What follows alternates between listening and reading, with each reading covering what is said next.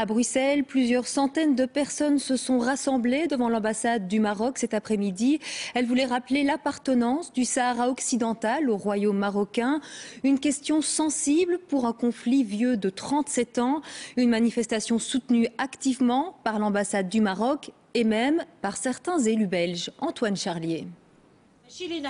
La vidéo circule depuis quelques jours sur Internet. On y voit la directrice adjointe de la chaîne de télévision marocaine 2M battre le rappel dans les rues de Molenbeek pour une manifestation contre l'indépendance du Sahara occidental. Un thème a priori bien éloigné des préoccupations molenbeekoises. Donnez-nous une heure, venez marcher avec votre peuple. C'est une partie de votre identité.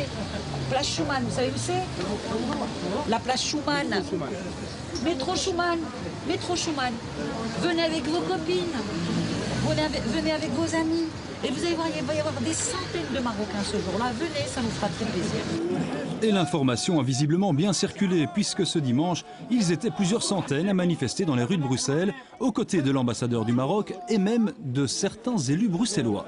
Tous les Marocains, qu'ils soient en Europe ou qu'ils soient dans le monde, sont derrière leur pays, le Maroc, la personne d'origine. Et donc moi, en tant que belgo-belge et en tant que belgo d'origine marocaine, je n'ai aucun mal à me retrouver aujourd'hui présent à défendre la marocanité du Sahara. Vous n'êtes pas en porte-à-faux avec la position de votre parti sur cette question? Pas du tout, puisqu'effectivement mon parti n'a pas encore pris de position. Elle ne prend pas de position puisque c'est une question internationale. Aujourd'hui, le Sahara est marocain. Nous y sommes. Le Maroc, depuis 1975, l'a récupéré à travers ce qu'on appelle l'accord de Madrid, donc de manière tout à fait légale. Mais depuis ce temps-là, malheureusement, un autre pays voisin à nous essaie d'instrumentaliser l'Algérie.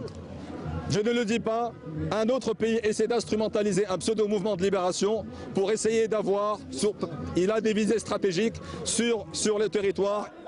Cette version officielle de l'histoire, seul le Maroc la défend.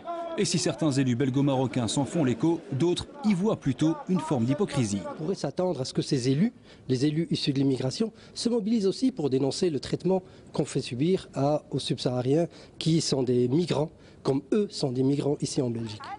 Une question qui était cependant absente des revendications du cortège rassemblé à l'ambassade du Maroc cet après-midi.